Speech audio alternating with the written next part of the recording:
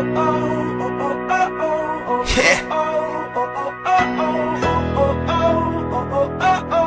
Simula na naman. Magandang umaga, kaibigan.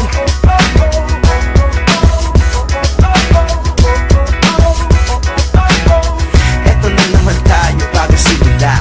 Huminga ng malalim, alisin ang kaba. Tapos na ang kahapon, pwede na yan itapon. Huwag lang ang mga aral, dapat yan ang ibaon. Katulong mo sa panibagong hamon. May paparating na bagong alon. Pwede kang lamunin o pwede mong sabayan. Yung aral na kahapon, pwede kanyang gabayan.